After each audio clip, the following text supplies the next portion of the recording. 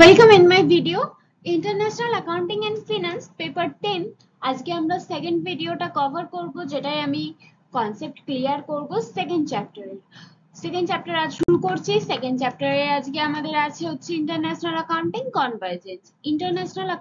কনভার্জেন্সটা এটা আমরা তিনটে পার্টে কভার করব প্রথম পার্ট জানবো আমরা এর কনসেপ্ট নিডস এসব সম্পর্কে সেকেন্ড পার্টে পার্টিসিপেশন দেখবো আর থার্ড পার্টে গ্লোবাল কনভার্জেন্স দেখবো then finish okay let's start international accounting কনভার্জেন্সের ইন্ট্রোডাকশন কি বলেছে আগে দেখে নিই দেখো বলেছে international accounting convergence means making the same set of accounting rules for all countries. This helps people easily compare company reports from different countries and make better investment decisions. তাহলে কি বলেছে? বলেছে ইন্টারন্যাশনাল অ্যাকাউন্টিং কনভার্জেন্স মানে হলো সব দেশের একই accounting rules থাকবে, ঠিক আছে, সেম বাট ডিফারেন্ট যাই হোক জোকস অ্যাপার্ট, প্রত্যেকটা দেশের একই অ্যাকাউন্টিং রুলস থাকবে যাতে করে কিনা ইনভেস্টররা নিজেদের ডিসিশন সহজে নিতে পারে, কম্পেয়ার করতে পারে সহজে, বিভিন্ন দেশের ফিনান্সিয়াল ডকুমেন্ট সহজে কম্পেয়ার করতে পারে, সহজে পড়তে পারে আর নিজের ডিসিশন নিতে পারে। তো এটাই হলো যে ইন্টারন্যাশনাল অ্যাকাউন্টিং কনভার্জেন্স মানে হলো প্রত্যেকটা দেশের একই অ্যাকাউন্টিং রুলস থাকবে, একই অ্যাকাউন্টিং রুলসের সেট থাকবে। ওকে, নেক্সট বলেছে কনভার্জেন্স মানেটা কি? It is the process of becoming more similar or aligned in accounting. It refers to harmonizing national standards with international ones to ensure consistency and comparability across countries. কি বলেছে? বলেছে যে convergence মানে হলো সম্মিলন ঘটানো, ঠিক আছে, একটা মিলন ঘটানো। কিসের মিলন ঘটানো? অ্যাকাউন্টিং স্ট্যান্ডার্ডস এর, অ্যাকাউন্টিং রুলস এর মিলন ঘটানো। বিভিন্ন দেশের বিভিন্ন রকম অ্যাকাউন্টিং রুলস, সমস্ত রুলস নিয়ে একটাই রুলস করা, ইন্টারন্যাশনাল অ্যাকাউন্টিং রুলস করা, যে রুলসটা সব দেশ মেনে চলবে, আর সেই রুলসটা দেখে যে রিপোর্ট তৈরি হবে সেই রিপোর্ট সব দেশ পড়তে পারবে আর নিজের মতো ডিসিশন নিতে পারবে, ব্যাস এটুকুই। নেক্সট চলে যাই, এবার আমরা দেখব need and significance of convergence, অর্থাৎ কনভার্জেন্সের কি কি গুরুত্ব আছে। প্রথমত global comparability. Convergence allows financial statements and system to be easily compared across countries, aiding investor, regulators and businesses. অর্থাৎ কি বলেছে? গ্লোবালি কম্পেয়ার করা ইজি হচ্ছে, ঠিক আছে, গ্লোবালি যা কোম্পানিজ আছে, যা কান্ট্রিজ আছে, সেই কান্ট্রিজে যা কোম্পানি আছে, গ্লোবালি কম্পেয়ার করা সুবিধা হচ্ছে এই ফিনান্সিয়াল স্টেটমেন্ট গুলো, মানে বিভিন্ন দেশের বিভিন্ন কোম্পানির ফিনান্সিয়াল স্টেটমেন্ট গুলো, ফিনান্সিয়াল ডকুমেন্ট গুলো একই রকম দেখতে হচ্ছে, ফলে কম্পেয়ার করা ইজি হচ্ছে, আর ওই কম্পেয়ার করার ফলে আমরা ঠিকমতো সিদ্ধান্ত নিতে পারছি যে কোন কোম্পানিতে টাকা লাগালে সঠিক হবে। নেক্সট হচ্ছে improve transparency, using common standards increases the clarity and reliability of information, building trust among shareholders. অর্থাৎ যেহেতু কমন স্ট্যান্ডার্ড ইনক্রিজ হচ্ছে, একই রুলস ফলো করে সবাই নিজেদের ডকুমেন্টস বানাচ্ছে, ফলে স্টেক হোল্ডার্সদের একটা ট্রাস্ট বিল্ড আপ হচ্ছে, একটা ট্রান্সপারেন্সি দেখা যাচ্ছে, ডকুমেন্টগুলোর মধ্যে কোনো লুকোচুরি ভাব নেই, একটা সেম ক্যাটাগরির সব ডকুমেন্ট তৈরি হচ্ছে, ফলে স্টেক হোল্ডার্সরা নিজেদের মধ্যে ট্রাস্ট বিল্ড আপ হচ্ছে তাদের মধ্যে, যে যা ডকুমেন্ট আমি দেখছি, যা ডকুমেন্ট আমি অ্যানালাইসিস করছি, এগুলো সব সঠিক, আর এগুলো একই রকম। তো বিভিন্ন দেশের কোম্পানি যখন একই রুলস ফলো করছে, একই রকম, তাদের দেখতে সুবিধা হচ্ছে, ফলে একটা ট্রান্সপারেন্সি, একটা স্বচ্ছতা বজায় থাকছে, ঠিক আছে, ফলে শেয়ার হোল্ডার্সদের ট্রাস্ট বাড়ছে। Ease of cross-border investments. It simplifies analysis for global investors, encouraging foreign investment and capital flow. কি বলেছে?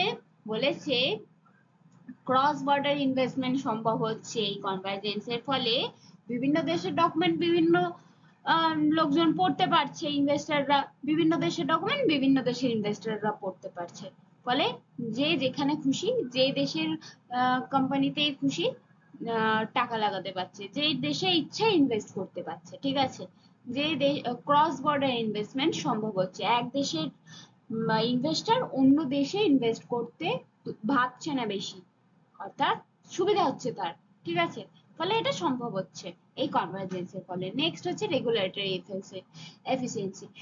Unified approach reduces the burden on multinational companies to comply with multiple standards। কি বলেছে দেখো, multinational companies কোনগুলো, যেগুলো বিভিন্ন দেশে ছড়িয়ে আছে, ন্যাশনালের বাইরে, ঠিক আছে, দেশের বাইরে ছড়িয়ে আছে যে কোম্পানিগুলো, একই মানে একটা কোম্পানি যেটা কিনা দেশের বাইরেও ছড়িয়ে আছে, multinational company, right.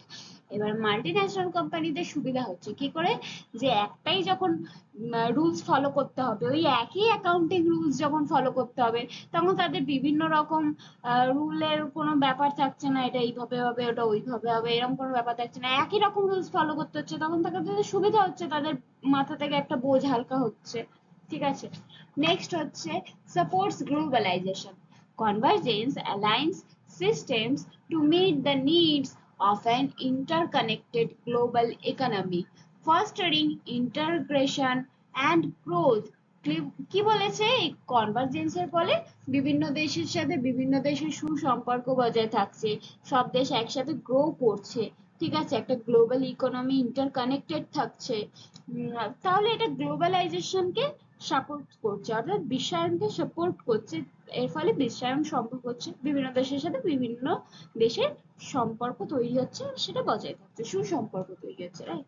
Next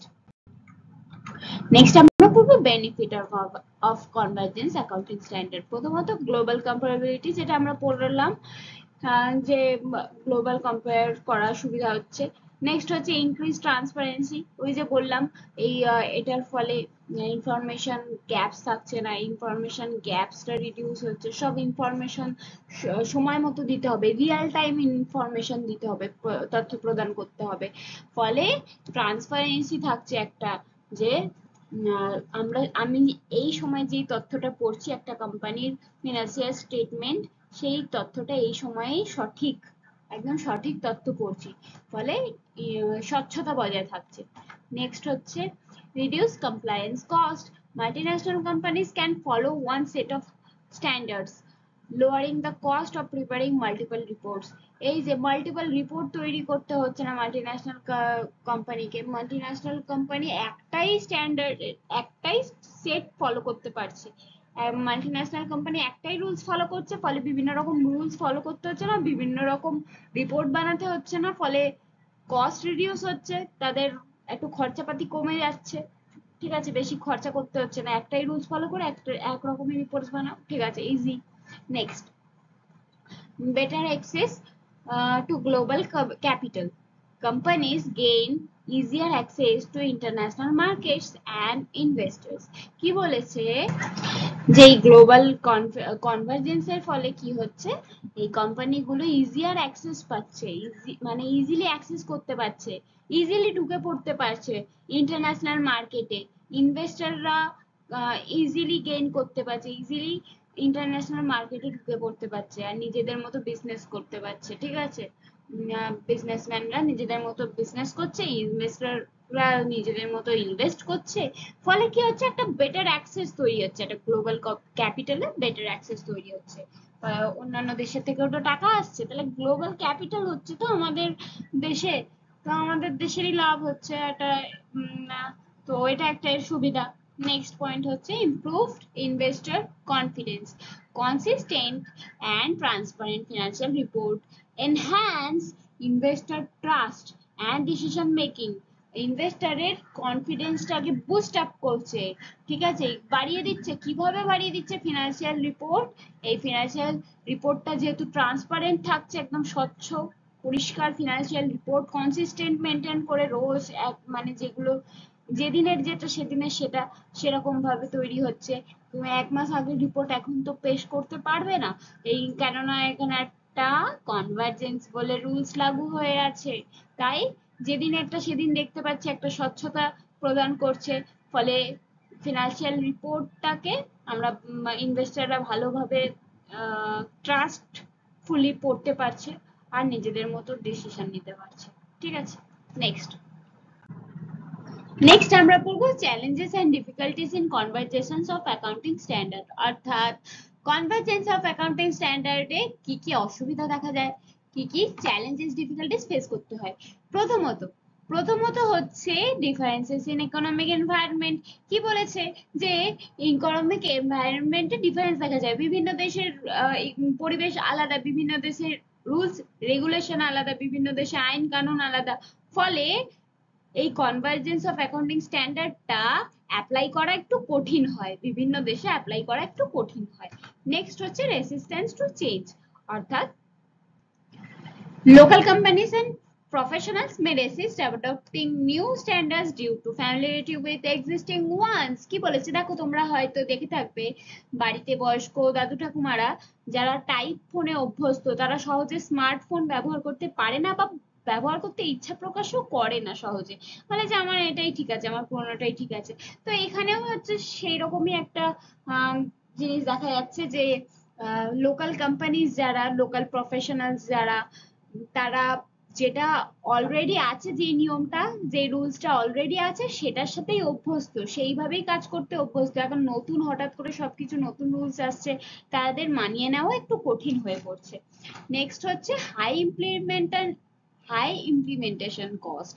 okay, so এই ব্যাপারটাই, সিস্টেমটাই, স্ট্যান্ডার্ডটা, কনভার্জেন্স অফ অ্যাকাউন্টিং স্ট্যান্ডার্ডটা, এটা ইমপ্লিমেন্ট করা একটু কঠিন। কেননা এখানে নতুন জিনিস, নতুন রুলস, সবাইকে প্রশিক্ষণ দাও, সবাইকে ট্রেন করো, ট্রেনিং দাও, তারপরে আবার নতুন সিস্টেম আপগ্রেড করো, এগুলো একটু এক্সপেন্সিভ ব্যাপার স্যাপার। ঠিক আছে, একটু দামি, একটু খরচাপাতি হয়। তো সুতরাং এমএনসিস কোম্পানিগুলোই, যেগুলো বড় বড়, সেগুলো প্রথমে নতুন রুলস গুলো অ্যাপ্লাই করে, ইমপ্লিমেন্ট করে, তারপরে আস্তে আস্তে চারিদিকে ওগুলো ছড়িয়ে পড়ে।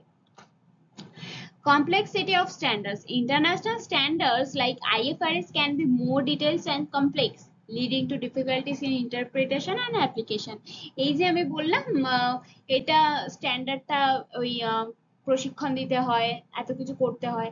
তো এই তারপরে আবার ওই যারা পুরনো নিয়মে অভ্যস্ত, তাদের নতুন নিয়মে কাজ করা একটু কঠিন ব্যাপার স্যাপার, এটা একটু জটিল। ঠিক আছে, কমপ্লেক্সিটি, ঠিক আছে, এটা একটু কমপ্লেক্স ব্যাপার স্যাপার, এই স্ট্যান্ডার্ডটা ফলো করা একটু কঠিন। তাই next, lack of skilled professionals.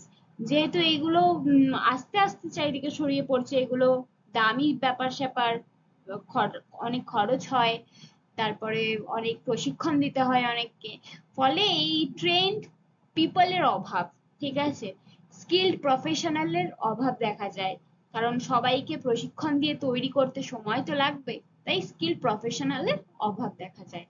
তো আজকে এই পর্যন্তই। আমার ভিডিওটা পুরোপুরি শোনার জন্য থ্যাংক ইউ। নেক্সট ভিডিওতে আমি কভার করব পার্টিসিপেশন অ্যান্ড তারপরের ভিডিওতে কভার করব গ্লোবাল কনভার্জেন্স। তাহলে 3টে পার্টে এই চ্যাপ্টারটা পুরো শেষ হয়ে যাবে। আশা করছি আমি কনসেপ্টটা ক্লিয়ার করে দিতে পেরেছি। ভিডিও ভালো লাগলে like, share, subscribe, comment etcetera etcetera করে আমার পাশে থেকো, তাহলে আমি একটু উৎসাহ পাবো আর ভিডিও ভালো বানাতে। ঠিক আছে, চলো টাটা, বাই বাই।